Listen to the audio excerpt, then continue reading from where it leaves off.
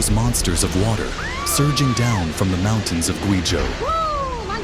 What began as another typical rainy day turned into a nightmare that no one was prepared for. In just a few short hours, peaceful villages and towns were swallowed by raging floods, as if the earth itself had turned against its people. In places like Rongjiang and Leishan, the destruction was beyond anything locals had ever seen.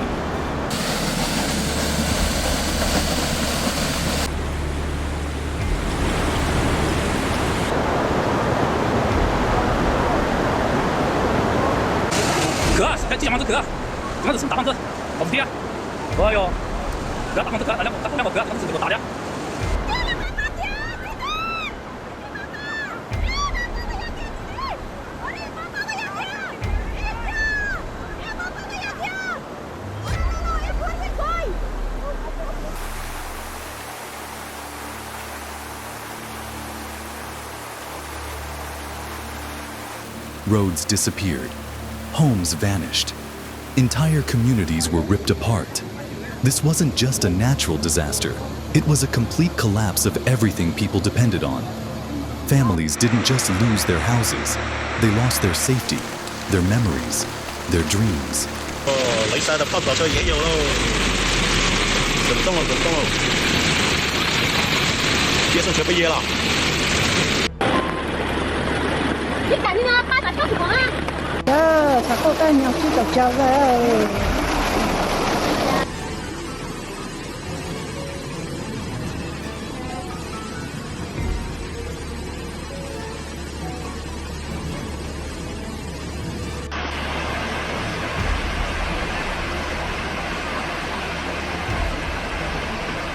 The rain fell like the sky had shattered open.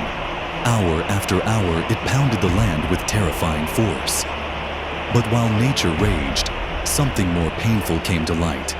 This disaster exposed deep cracks not only in the ground, but also in the very system meant to protect these people. 家人们，我们龙江涨大水了，现在我们小区这个淹的全部是车啊，摩托车已经没见了。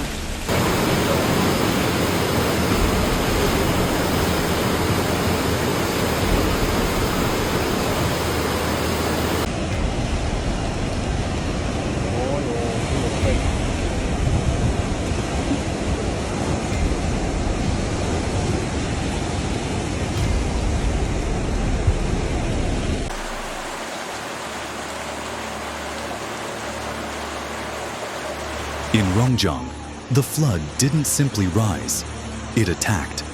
It charged through streets like a beast unleashed, sweeping away cars, shops, schools, everything in its path.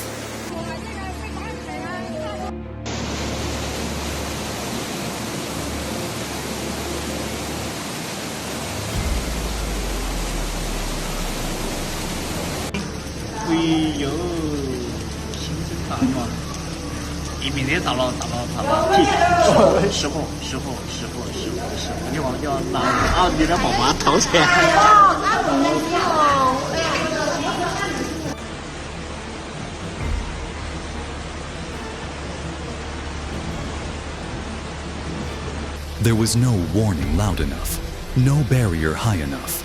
1 minute, people were living normal lives. The next, they were running for survival. Zhao Tangyuan, a resident of the town, had just stepped out of her car when she felt the tremble beneath her feet.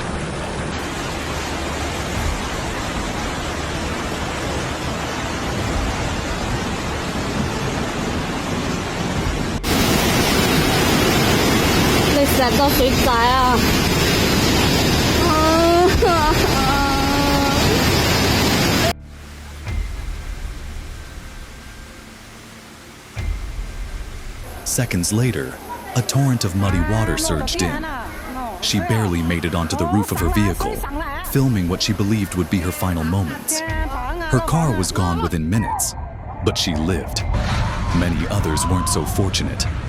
Video clips shared online later revealed the terrifying truth.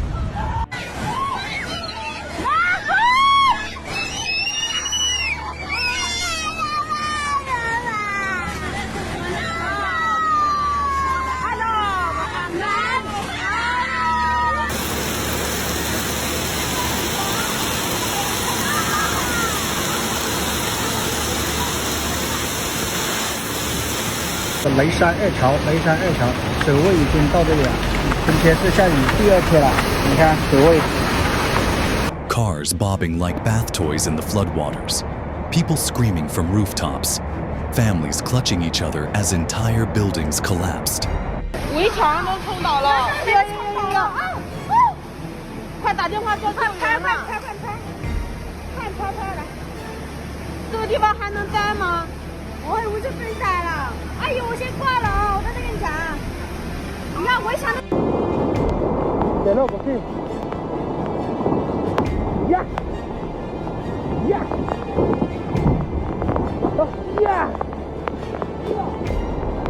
这个人过去。Quieres ahí? Joana. Papá. In some areas, the water rose so high that even fourth-floor apartments were flooded. And in some cars dragged downstream by the current, people were still trapped inside. One story that broke hearts came from a woman named Zhang Ping. She ran a small pharmacy in Rongjiang.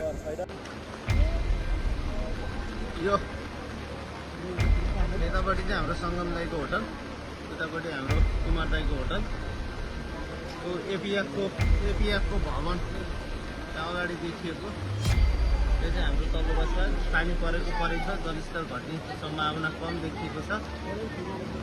Koshi आजको Koshi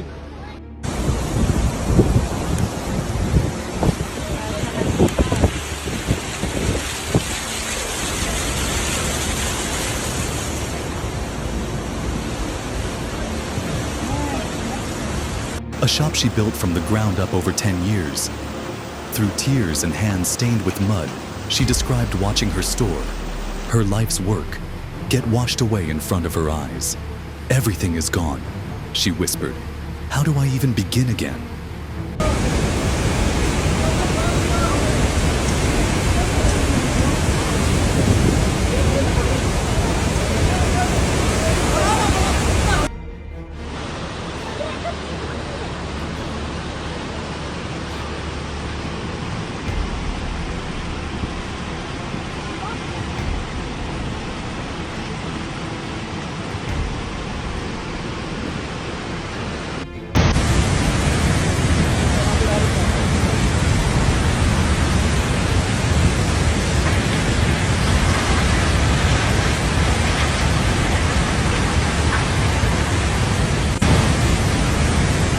But as the floodwaters surged, so did questions.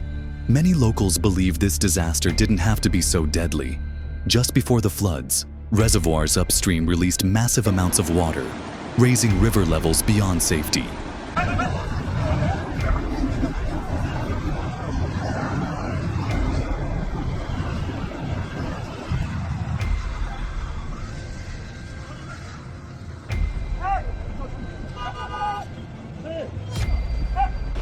कस्तो चाहिँ भयो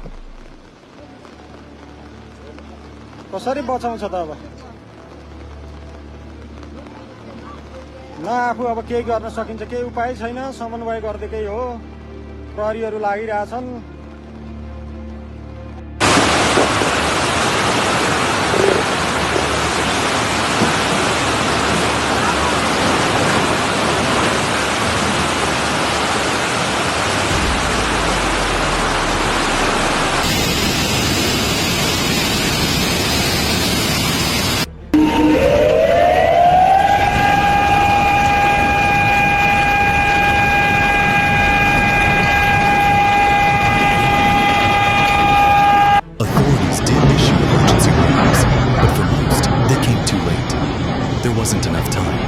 There wasn't enough preparation. More than 400,000 people were forced to flee. Schools turned into shelters. Families crowded into tents on hillsides.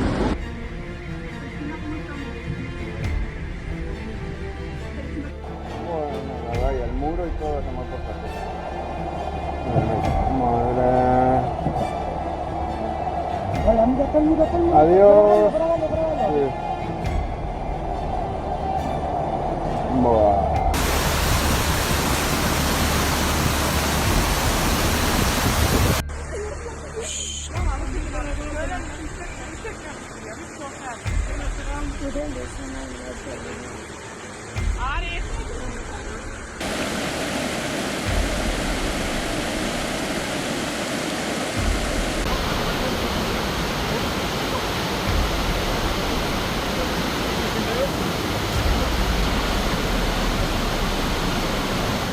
watching helplessly as everything they owned vanished beneath the waves. Some waited days before they could reach loved ones or find out who survived. Even the Rongjiang Village Super League football stadium, once a source of pride and joy, was completely submerged under 7 meters of water.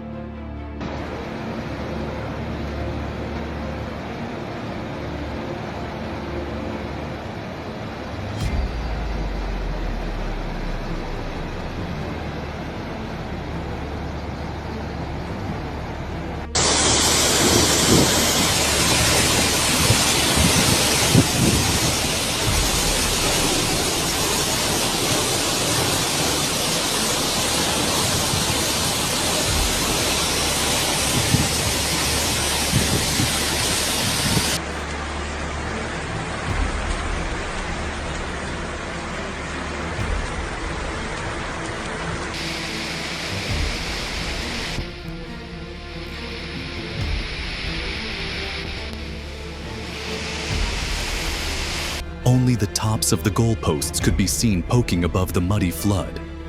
For the children who dreamed of playing there, and for the community who gathered to cheer them on, it wasn't just a stadium lost. It was a piece of their identity, their hope.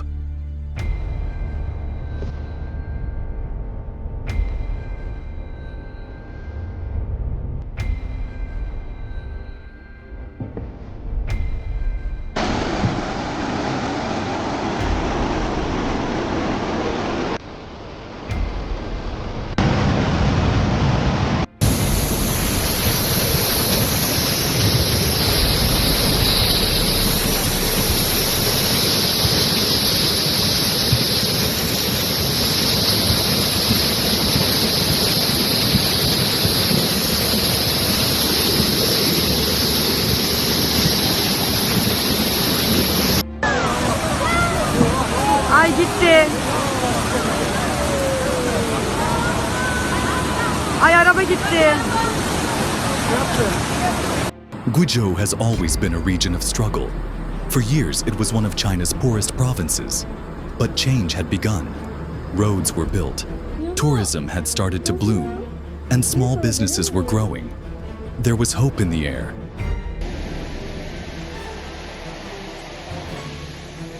कुंदा माता में जोरदार बारिश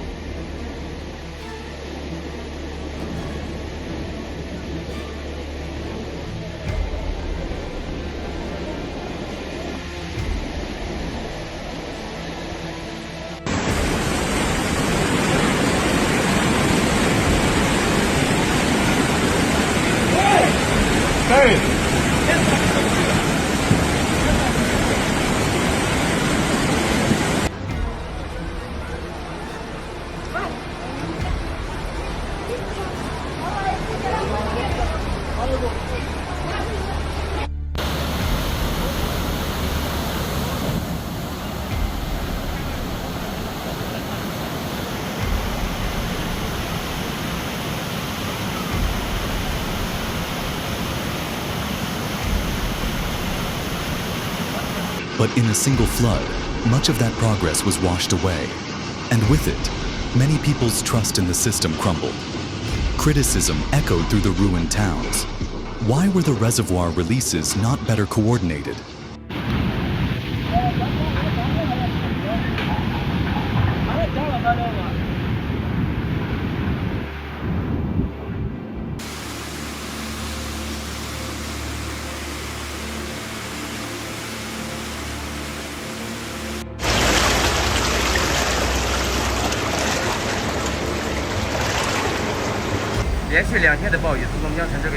Why hadn't flood barriers been strengthened after previous disasters?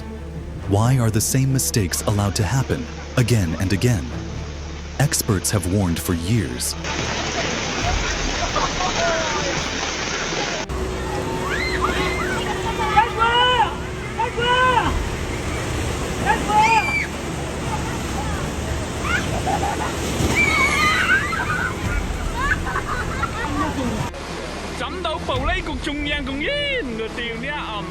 Climate change is making storms stronger, floods more violent. But they also point to human decisions, overdevelopment, poor infrastructure, ignoring early warnings.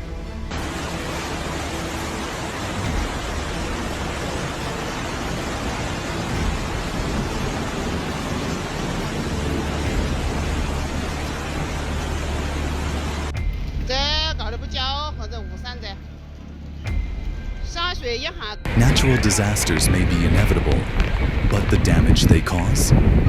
That's often made worse by human failure.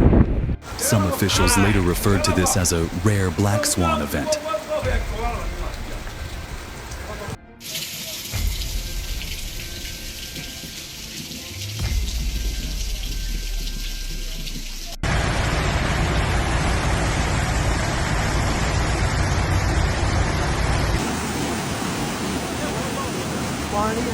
Something unpredictable and unavoidable. But for the people living there, it didn't feel rare. It felt familiar. Like history, painful and ignored, repeating itself.